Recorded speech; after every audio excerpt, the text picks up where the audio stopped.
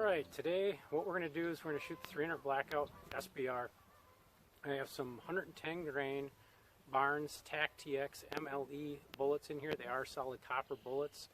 I'm going to sight it in for about dead on at 25 yards. What happens is between supers and subs, if you sight this in, let's say dead on at 100 yards, your subs are going to be about a foot low. So I figure if I go a couple inches high with these at 100, which is, you know, probably 2 inches high at 100, is probably about dead on at 25 for the supers. That way up close, you know, 0 to 50, the subs, you know, up close would be a couple inches low, 50 they might be 5-6 inches low. But that'll get me about the best of both worlds, and I know 0 to 50 just aim a little bit higher with the subs just for plinking, and it'll still hit and connect. But more so I'm trying to get this sighted in, so if I'm going to do any predator hunting or deer hunting with the 300 Blackout, it's going to run real well for me. It is also the FLIR 536 thermal scope on there. So we'll be doing, basically I'm going to try to sight it in. I used to have this thermal scope on my 556, and now I'm throwing it here on the 300 Blackout. So we're going to get this sighted in, do a couple shots, and then we're going to do some plinking with the subloads. And then if you stick to the end of the video, I may put a couple rounds through the truck just to see how well they do. Do some full metal jacket. I think they're Berry's bullets are 205 grains for the subloads. Not 100% on that. They could be 220, but I think they're 205.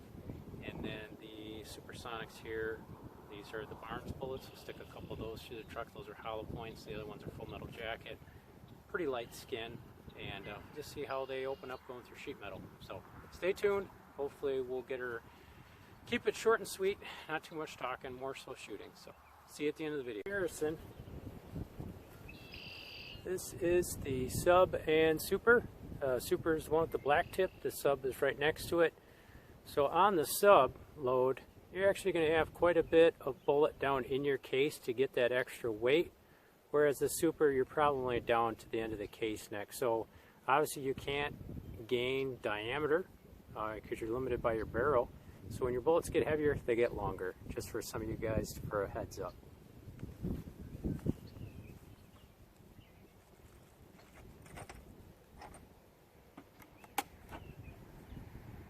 Throw a couple rounds in, and aim at the steel plate on the left, see where we hit.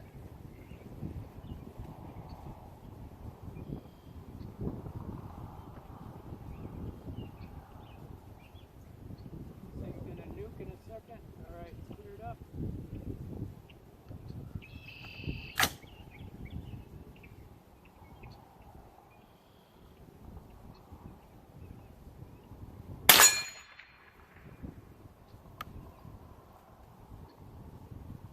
Get really close to a 0. It's got to go a touch higher and a touch to the left.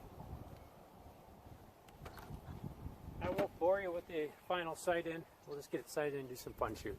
Pretty cool on the thermal. You can see wherever that bullet impact was.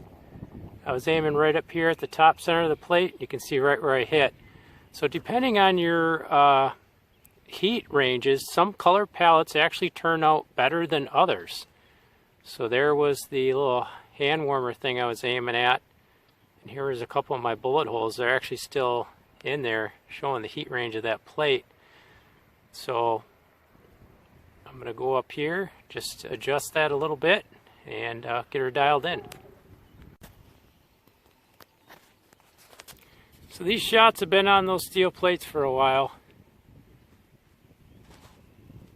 That is pretty cool, seeing those dots on there, still holding that much heat. And I'm trying to film through the back of this thermal with my phone. It's not the most ideal way. So there was the 3 dots. There's a dot here, dot down there, dot over there, and I tried shooting it between all 3 of them. Snuck one right in there pretty good. So I'm going to call that dialed with the supers. You still see the heat pad down there, the 22 spinner targets. It's a steel plate up there. So I'll switch over to the subs, do some fun shooting now. Alright. I won't need my earplugs. I'm going to the subloads. So I have to remember to put them back in when I go to the supers. So hopefully the gun will cycle, otherwise it's going to be a single shot AR. I'll have to rack one in the chamber every round. I didn't bring an Allen wrench back with me to adjust the gas block. But we'll try a couple here, see how quiet it is, and you'll get a little comparison. And microphones don't do the best picking up supers and subs, the actual sound difference, but the ring on the steel should be quite a bit louder than the sound of the gunshot. So let's give it a whirl. Let's shoot for the target on the left. We kind of know where that cluster of bullets is. Let's see where the subs hit. They should hit a little bit lower. I'm going to do this one brace aim just to give it the best opportunity to have a good hit.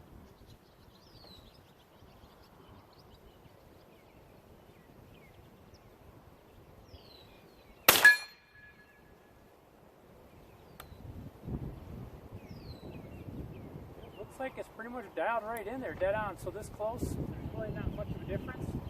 The scary thing is I did have a piece of shrapnel come flying back and land about 10 feet to my left. So that's a bad thing about slow rounds, is they don't explode. They get more ricochets, so you got to be careful shooting this close. Even with those targets able to swing, you are more apt to get hit. So let's shed some weight here. This thing is kind of heavy. And it did cycle that round.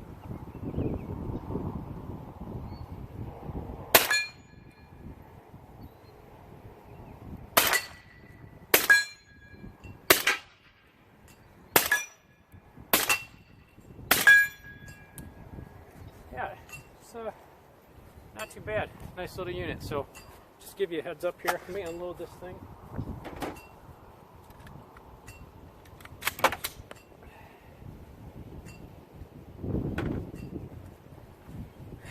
Give you an overview. So this is AAC suppressor. Just has a little heat shield on here.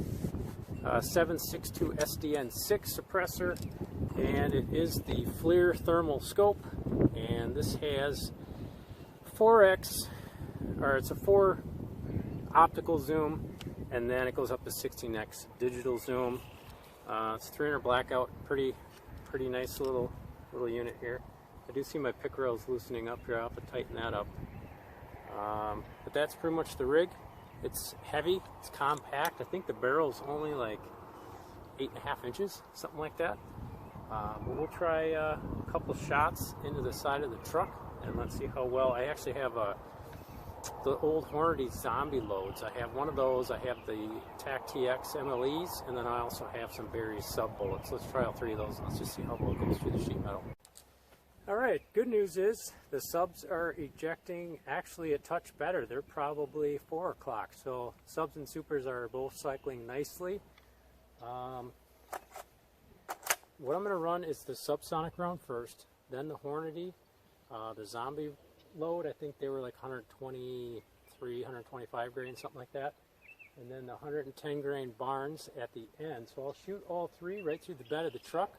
Hopefully try to get a straight pass through both sides, and I'll start at the back, work my way forward with the 3 loads, and we'll compare kind of ballistics through sheet metal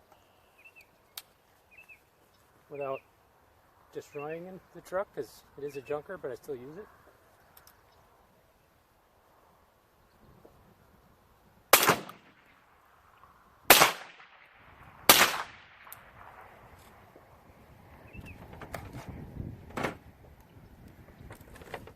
Alright, let's take you up there and go check it out. Alright, they all look the same. There was the subload. That was the green tip zombie round. That was the Barnes TAC TX MLE up front. Now look what we got here. So the subload is keyholing really good. That Hornady round went in real nice. Let's get over here to this side. I'll zoom in here. Yeah, it's going in quite nicely. Let's look at the exits on this side. Yeah, you can see it was working to get through that steel. It's kind of bowed out a little. The Hornady's probably the fastest. It's the cleanest hole. There's a little bit of a burr there. Let's check the back side of this out. Alright, so we actually stopped that subload. So if you were shooting at a vehicle with a subload, it is not going to make it through. Then we have the Hornady bullet. It's a pretty good size hole. I can actually put my pinky finger in there. So that's the Hornady. This is what I was afraid of. I got really close to the gas cap there, but that's the TAC TX MLE. So you can see all three sides. The subload, green tip, MLE. So subs not going to go through more than likely. Supers very easily.